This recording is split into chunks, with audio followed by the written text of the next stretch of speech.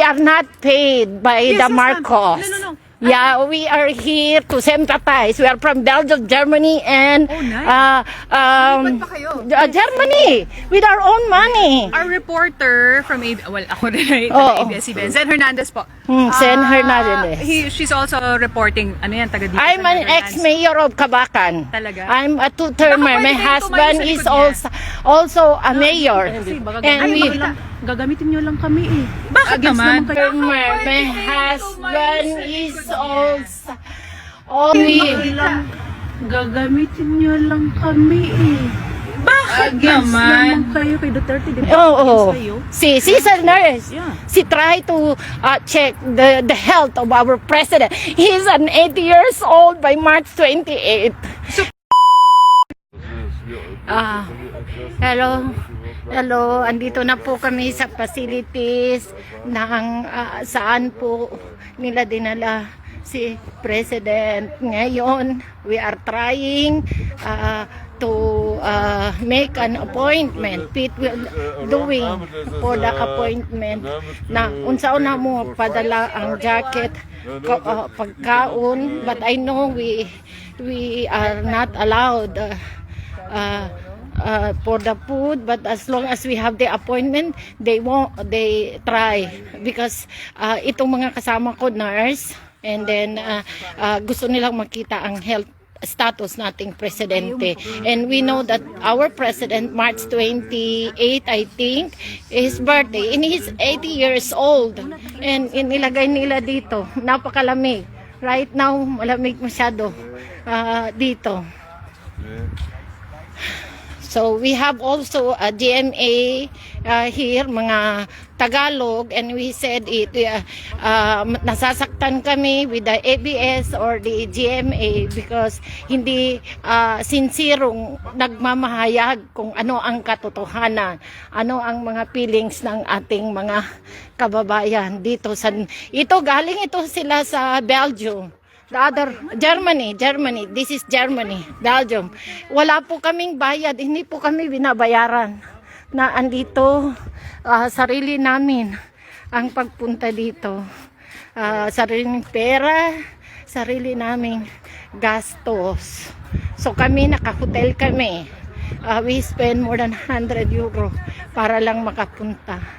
So now Pete is doing good para sa appointment nila with a lady from Germany there para makapasok. We are trying our best to get an appointment, and we call inside. Ikaw from Hamburg, Germany, anong masasabi mo sa ating presidente na ngayon gidetain nila dito sa penitentiary interesting Haglanden na wala pong hindi po ating bansa ito ang kung nagkasalang ang isang Pilipino, he should be tried in our own country, in the Philippines, because we believe that the president is a Filipino, a real Filipino.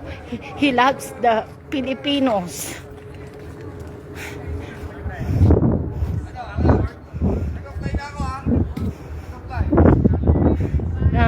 Meron din po tayo dito, ito sila po mga Pilipino rin, hindi ko rin alam kung ang pamamahayag nila ay makatotohanan. Kami po ay andito, walang bayad para kunin ano po yung totoo. So kami ay nagagrupo rin dahil natatakot kami na sa ibang mga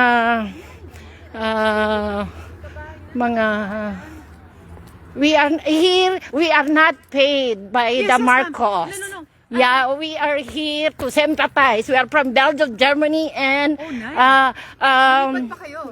Germany with our own money. Our reporter from ako rin ay Oo. ABS-CBN, Zen Hernandez po. Sen Hernandez. She's also reporting, taga dito I'm sa an Netherlands. ex-mayor of Kabakan. Talaga? I'm a two-termer. Baka pwede My kayo tumayo husband sa is likod niya. also a mayor. And we... Gagamitin nyo lang kami eh. Bakit Against naman? naman kayo kay Duterte, di ba? Oo. Against kayo. She's a nurse. Yeah. She tried to check the health of our president. He's an 80 years old by March 28. So, pwede nga po, He was diba? kidnapped in the Philippines. Oo. Kasi parang we will mention na nandito yung supporters. Sa totoo lang, syempre may magsasabi na hindi pinapakita ang supporters now. We're showing Oh, people. yeah. That's what You we're can doing. show us that we are not paid. Yes, yes. Yes, Yeah. sir. And he's my husband. Are you married to Yeah. Yeah. He married at the Bawenya. From the Philippines. Yeah. Yeah. All the way here. Yeah, they put the woman in bed. Email mo, Pete. Her, like, fly I'm over here. Ben Herman. Yeah. Na-live ka ba? Hindi po. Pero pwede, Yeah, baka it's pwede good. po na makita kayo. Kung gusto niyo lang Oh, yeah, pwede. sa likod niya. Yeah, yeah, we can. Yeah, he is asking, she is asking, Pete.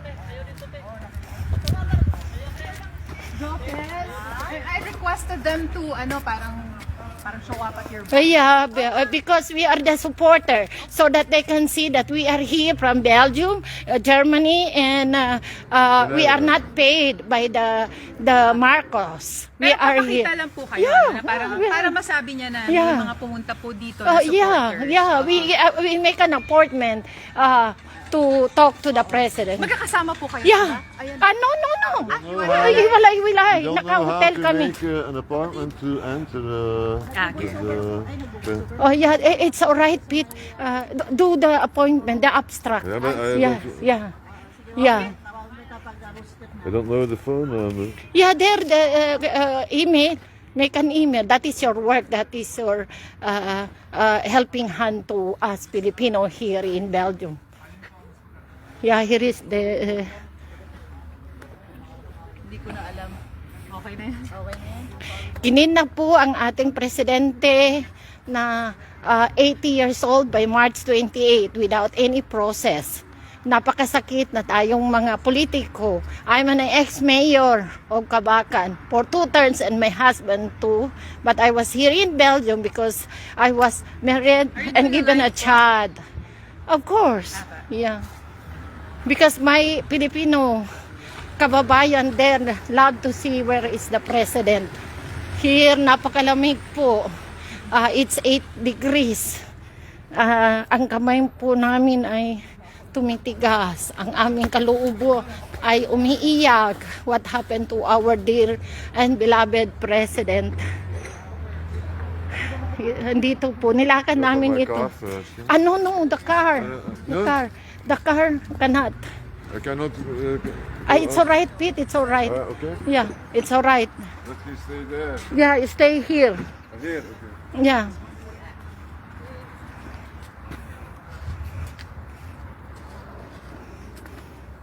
Heb je kunnen bellen? Pete, the abstract.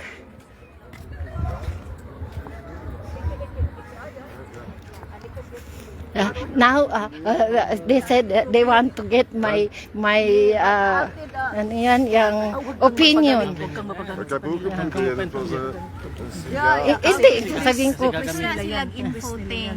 Ha? Ay, dili sila kasabot. Sa kasabot. Ayaw pa-share og ayaw pa-share og info. Speak Netherlands here.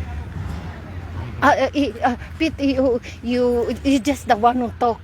To who? The support because you are very good in Netherlands. I So that they understand even Netherlands, Dutch people helping the president. They are the people who are against the president. Yeah. We know them. Mm. And they are using us because they don't understand. They cannot go inside and ask them. That's why they want to it's ask not us. allowed. They We want to cannot do interview. anything. We need to We have to do something. send Time. email. No, or it's something. ringing. Okay, ringing. What ik ben Philippines. Balag. We are making an appointment now. Rara lang ga. Yeah. Okay, is goed. Yeah. Yeah. Denk ik.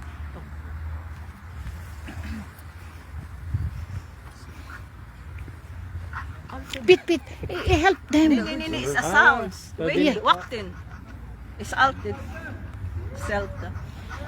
nakikuan man sila sa amo mo ride sila sa amo kay dili sila kasabot sa daw kay nagistorya na mo ko dito sa kuan penitentiary center sa gibut gidala gid nila diri sa prisuhan ha. Makuan jud sila na bayaran. Also first after Yan po yung mga bayaran na ABS-CBN. Ngayon sabi niya, I can stand up in front of the building where the president was detained, but they know that I am pro PRRD. Now they are no longer interested that I'll be interviewed.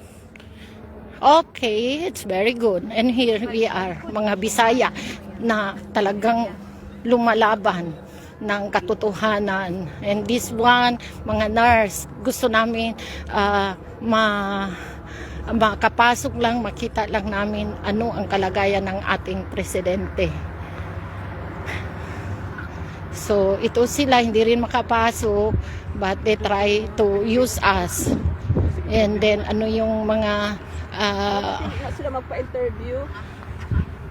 Pwede man kung mubanat lang ka. mubanat tadi man sila gusto. Tama gyud kay nakita na ko ni nga mga balay ba. Sila sa atbang ang mga tao. Tama gyud. Wala pa gyapon else? Can we open online please? Dapat magkuan jud ta kay mauda na punta og baterya ani.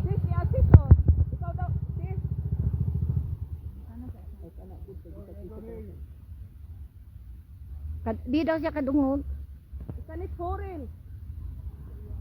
Aya. Wak.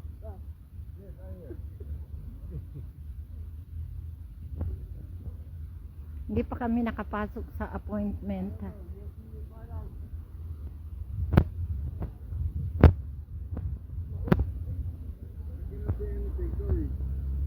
What is it?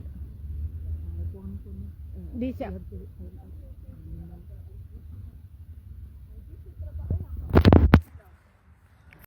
It means what time is it? Dili na ko kay nagrubat na ko. I-email man ka. Nag-email na. Nag-email na? Dili man wala mo ko ano, dili mo accept. Unsa may email? Wala man. Panguta pangayo sa kadi ko. Ingon sa may tapin. Pangayo email address dito. Another number sis ina. Yeah, we cannot. And it's bragging for that. Oh, nagatang siya. Mhm. Sulod si ate. Hindi sila kasabot. Kaning mga Bisaya, ang mga Tagalog din na. Di sila kasabot sa tuwa. Aptik ay na ayaw kong pagtagalog. Mo lagi. Oh, Unsa man mo Dutch man ay mo ni? Dili ni German. Oh, German. Oh. Danke schön. Ingat po tayo dito. Kabila is ABS-CBN and GMA. Tapos kanina gusto nila akong interviewin nung nalaman nila na we sympathize with the president. Nag-undang na sila mag-interview sa ato. It's alright. Ang amin lang is para makita nila na we are here for the PRRD.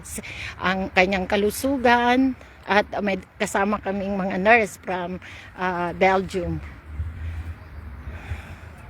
Sira ako dito at tanawan ako nagdala ng mga jacket ang Duterte. Oo. Kapag ko kaya nagyang mga dala. Pati medyas, bag-o new, Sayang gani, mga hindi niya madala. underwear.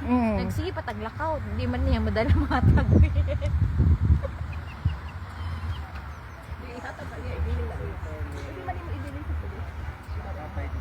O, institution mo. Sige ra.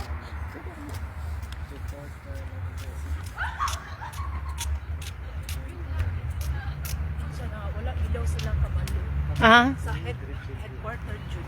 Mo ato na punta headquarters. Sa kanang pangutana sa headquarter Jud. Sa headquarter. Kaya naman Speed. check car. Ingon siya na wala gid mi kabalo na kay kami Di, asa naman to? mag-process kung unsay request. Asa na to siya? processing ra kay dili Di rin nila gidetain. O mag-process ta. Pero mo dawat uwa nga gikan sa headquarter. Sa tingin ko lang gagi, kuan ka ng, ikuha ni pitang sakyanan.